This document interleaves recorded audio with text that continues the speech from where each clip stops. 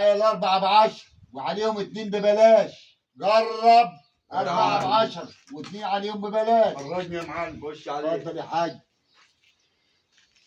خشب ده البيع. الأربعة دول ب10 ماشي، دول هتنام الاربعه ب10. وعليهم 2 ببلاش. طب امسك انت الاربعه ب10 دول كده.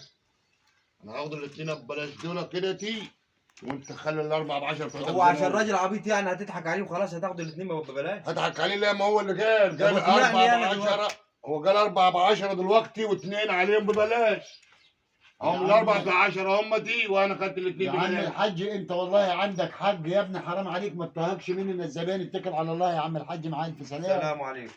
السلام عليكم. وعليكم السلام ورحمة الله وبركاته. الخشب ده بيبيعوا ايوه يا عم الأربعة ب10 وعليهم 2 ببلاش. عليهم فعلا الاربعه ب 10. الأربعة ب10 اهو عليهم 2 فعلا ببلاش. الاثنين ببلاش دول. اثنين ببلاش. أيوة. انا اخدت الاثنين ببلاش وانت بيع الاربعه ب 10 دول وتكسب فيهم وانا اخده يا ببلاش. عم الله يسهلك. اتكل على الله.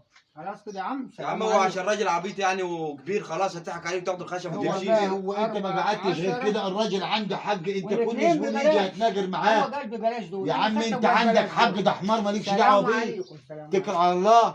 لا انت جاب حد ده يبقى انت شوف حد يبقى هتغور يبيع معاك الزباين بقى. كده انت كده يا حاج خسرت لي الزباين الخشب دي. كله ولا عملت حاجه ولا بتشيل هتهجج فلوس. مننا الزباين. روح معايا الف سلامه. يلا اتكل على